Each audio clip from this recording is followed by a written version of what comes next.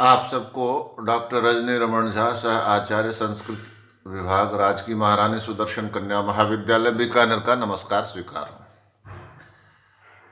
आज हम मनुस्मृति के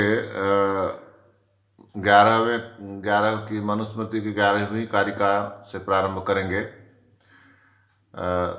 चूँकि बहुत ठंड है और इस समय मैं रात में वीडियो बना पा रहा हूँ, इसलिए सारे गर्म कपड़े लपेटकर आपको यह वीडियो बनाकर भेज रहा हूँ, क्योंकि यदि इसको हटाऊंगा तो सर्दी से ठिठुर जाऊंगा और मैं फिर वीडियो ही नहीं बना पाऊंगा। इसलिए इसे आप देखें तो आपको खुशी मिले तो उसका आनंद लीजिए। आगे मनु ने जो कहा था कि श्रुतिस्तु वेदो विज्ञेयो धर्मशास्त्रम तु वै स्मृति, यह कहा था कि श्रुति वेद है और धर्मशास्त्र स्मृतियां हैं, या श्रुति वेद है, स्मृति धर्मशास्त्र हैं।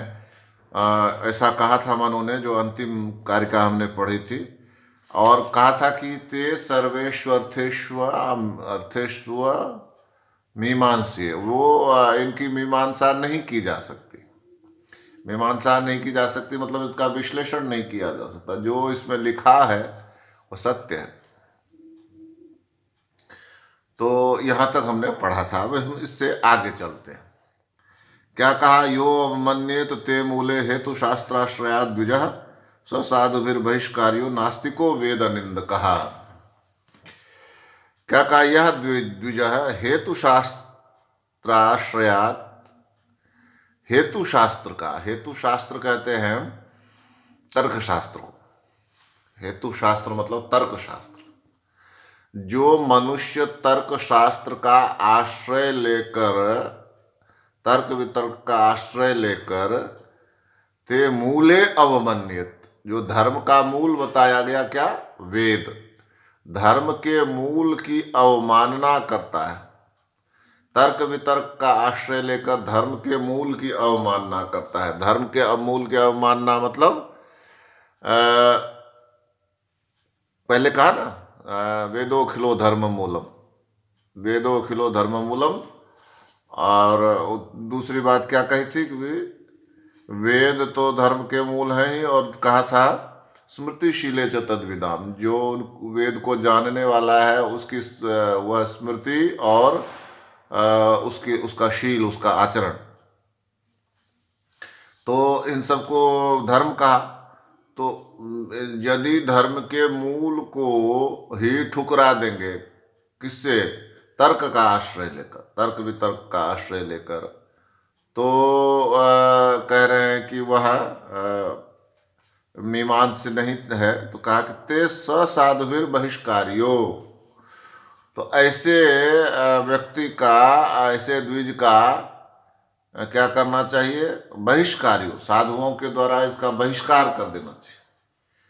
इससे संबंध नहीं रखना चाहिए, बहिष्कार कर देना चाहिए। क्यों?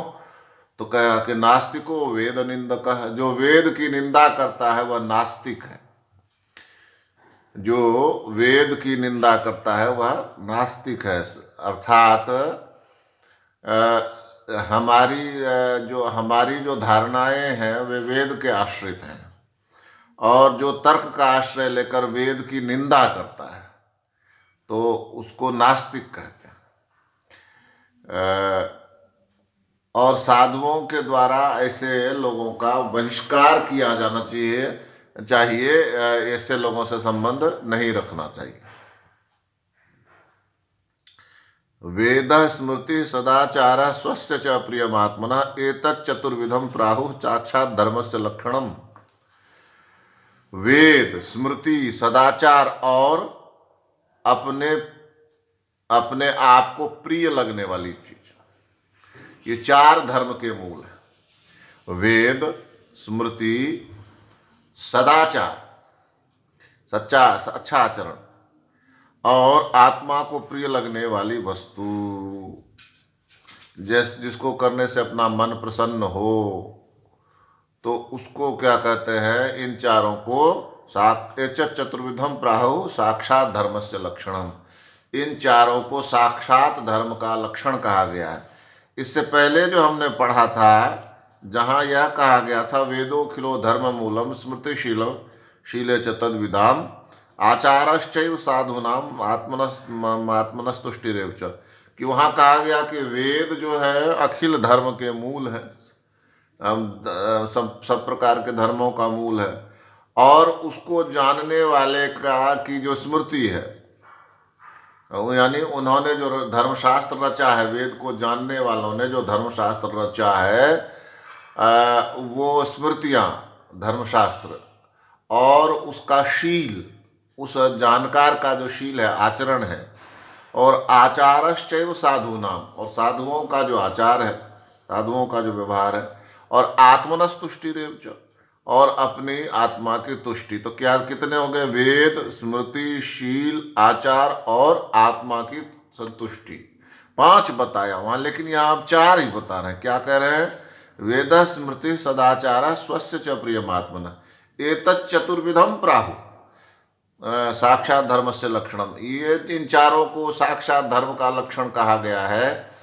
तो इसके पीछे यह क्या तर्क हो सकता है कि पहले तो 5 लक्षण बता रहे हैं, अभी 4 ही बता रहे हैं। तो यहाँ इन्होंने देखिए ध्यान से ये इन्होंने छोड़ दिया क्या चीज़ कि साधुओं का जो आचरण है, साधुओं का आचरण। 2 बार एक बात तो आ गई, एक तो आ गया आचारश्चैव साधूनाम और स्मृतिशीले च तद्विदाम। हाँ, इन्होंने यहाँ स्मृतिशीले च तद्विदाम, जो उनको जानते हैं उसके शील की बात करी थी वहाँ, उसके आचरण की बात करी थी, वो यहाँ नहीं लिया इन्होंने। तो वहाँ 5 हैं, क्या? वेद, और वेद को जानने वाले द्वारा रची गई स्मृति और उसका शील, सदाचार, और 5वां क्या? तो अपने आप की, अपने मन की संतुष्टि, अपने आप की संतुष्टि। ये 5 कहा, यहाँ 4 ही कह रहे हैं। तो इसका मतलब जो शील है उसको जानने वाले का, वेद को जानने वाले का चरित्र जो है, शील जो है, उसको यहाँ नहीं रखा, इसको सदाचार में ही मान लिया, सत आचरण में, सदाचरण में मान लिया उसको। क्यों? क्योंकि चरित्र का भी संबंध सदाचार से ही है, इसलिए। अब आगे कहते हैं कि अर्थ कामेष्वसक्ता नाम धर्म ज्ञानम विधीयते धर्मम जिज्ञासमाना नाम प्रमाणम परमम श्रुति। कि अर्थ कामेष्वसक्ता नाम, जिसकी आसक्ति न अर्थ में है न काम में है, यानी न धन इकट्ठा करने में उसका मन है और न ऐश्वर्य भोगने में।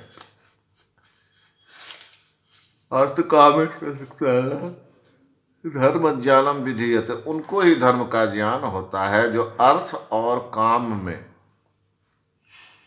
असक्त है। मतलब असक्त है, मतलब जो उसमें लगे हुए नहीं है, उसमें उनका मन आसक्त नहीं है। वे न तो धन इकट्ठा करना चाहते हैं, अन्य भोगों का भोग भोगना चाहते हैं।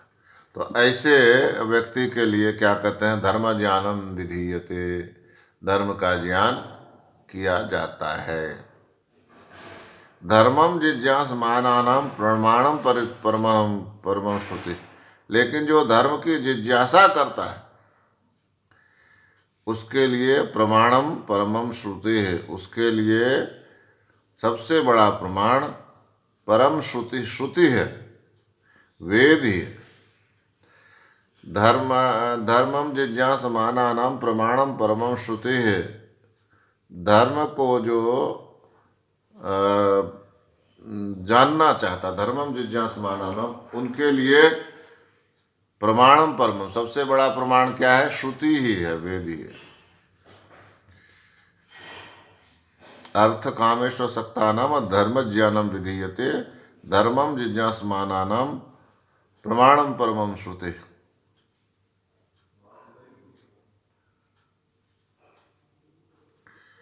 अर्थ कामेष्वसक्ता नाम, जो अर्थ और काम में आसक्त है, तो उसके लिए धर्म ज्ञान किया जाता है। और धर्मम जिज्ञासमानम, जो धर्म को जानना चाहता है उसके लिए तो वेद ही परम प्रमाण है, यही कहा इसमें। श्रुति द्वैधम तो यत्र स्यात् तत्र धर्मावबोधो स्मृतो उभावपि हेतौ धर्मो सम्यक उक्तो मनीषिभिः। यत्र तो श्रुति द्वैधम स्यात् तत्र उभौ धर्मो स्मृतौ। जहाँ श्रुतियों में परस्पर विरोध हो वहाँ पर उन दोनों बातों को धर्म मानना चाहिए। श्रुति द्वैधम तो यत्र स्यात् तत्र धर्मावबोधो स्मृतौ और उभावपि हेतौ सम्यक युक्तो मनुष्यभिः। उभावपि हेतौ धर्मो सम्यक युक्तो मनुष्यभिः। और दोनों, क्योंकि विद्वानों ने परस्पर विरुद्ध दोनों धर्मों को ठीक माना। भाव पे ही तो धर्मो सम्यक उक्तो मनुष्य भी, दोनों इस श्लोक में श्रुतियों के द्वैध होने पर दोनों की प्रामाणिकता बताई गई है। जैसे मान लीजिए कि वेद का कोई वाक्य है और एक उसका अर्थ लगाता है सकारात्मक और एक उसका अर्थ लगाता है नकारात्मक, तो ऐसी स्थिति में क्या करना चाहिए? किसको प्रमाण मानना चाहिए? तो कहते हैं कि दोनों को प्रमाण मानना चाहिए, दोनों को ही प्रमाण मानना चाहिए, दोनों ही सही है। तो आगे कहते हैं, जब दोनों ही सही है कहते हैं तो उसके बाद कहते हैं कि उभौ पिहितौ धर्मो सम्यक उक्तो मनुष्य भी, क्योंकि मनुष्यों ने दोनों को ही क्या माना है? उभाव पिहितौ धर्मो, उनको दोनों धर्मों को क्या कहा? दोनों को धर्म मानना चाहिए। भाव पिहितौ धर्मो सम्यक उक्तो मनुष्य भी, यह धर्म मानना चाहिए क्योंकि विद्वानों ने परस्पर दोनों धर्मों को ठीक माना है। दोनों धर्मों को विद्वानों ने ठीक माना है। क्या अर्थ हुआ इसका? इसका अर्थ हुआ कि दोनों, जब श्रुति की किसी बात में विरोध प्रकट होता, मतलब लगता हो कि एक दूसरे का विरोध कर रहे हैं, एक ही श्रुति का अर्थ, एक वेद मंत्रों का ऋचाओं का अर्थ मान लो एक अर्थ में, तो कहते हैं दोनों की प्रामाणिकता से समान बलशाली होने के कारण वैकल्पिक होगा। इस प्रकार किसी तरह के विरोध की संभावना नहीं रहती। जैसा कि गौतम ने भी कहा है तुल्य बल विरोधे विकल्प। क्या हुआ अर्थ इसका? जहाँ श्रुतियों में परस्पर विरोध हो वहाँ उन दोनों की बातों को धर्म मानना चाहिए, क्योंकि विद्वानों ने परस्पर विरुद्ध दोनों धर्मों को ठीक माना है। उभाव पिहितो धर्मो सम्यक उक्तो मनीषी भी, इन दोनों ही धर्मों को विद्वानों ने सही ठहराया। अब बात उठती है कि क्या मतलब कौन सी बात है जो विरोध में है एक दूसरे की? तो एक विद्वान ने कुछ और अर्थ लिया है, दूसरे विद्वान ने कुछ और अर्थ लिया है, तीसरे विद्वान ने कुछ और अर्थ लिया है। तो यदि सबको ही सही मानेंगे तो अराजकता सी हो जाएगी। लेकिन कहते हैं कि लेकिन जब दो हो, श्रुति द्वैधम तो यत्र स्यात्, जहाँ होना चाहिए, तत्र धर्मावबोधो स्मृतो, वहाँ दोनों धर्मों को सही माना गया है। मान लीजिए किसी ने व्याख्या की कि यज्ञ होना चाहिए और किसी ने कहा कि नहीं, बिल्कुल नहीं होना चाहिए, तो ऐसी स्थिति में क्या करेंगे? तो कहते हैं ऐसी स्थिति में श्रुति तो स्पष्ट कहती है कि ऐसी स्थिति में दोनों को प्रमाण मानना चाहिए, ऐसा वो मनु महाराज कहते हैं। अब यह प्रश्न है कि जब दोनों विरोधी हैं तो दोनों को कैसे माना जा सही? तो इनका कहना है कि मनुस्मृतिकार का कहना है कि मनु का कहना है कि जब दोनों विरोधी बातें उपस्थित हों तब दोनों को स्मृति भी माना जा सकता है। और चूंकि दोनों ही दोनों क्योंकि परस्पर विद्वानन परस्पर विरुद्ध दोनों धर्मों को ठीक माना है, दोनों धर्मों को ठीक माना है। जैसे मान लीजिए कोई कहे कि गिलास में पानी रखा है, तो कोई कहे कि गिलास आधा भरा हुआ है और कोई कहे कि गिलास आधा खाली है। तो श्रुति कहती है कि ये दोनों सही है, बिल्कुल सही है। क्यों सही है? क्योंकि कोई उसमें गिलास में पानी को देखता है और कोई खाली गिलास को देखता है, तो बोलता है ऐसा। तो दोनों ही सही है अपनी जगह पर। यही बात यहाँ कही है कि परस्पर विरोधी कोई बात लगे तो उसमें दोनों का ही अर्थ, दोनों के अर्थों का ग्रहण करना चाहिए, ऐसा ये कह रहे हैं। तो अभी तक हमने कुल 14 कारिकाओं का पारायण किया। शेष हम आगे देखेंगे। धन्यवाद।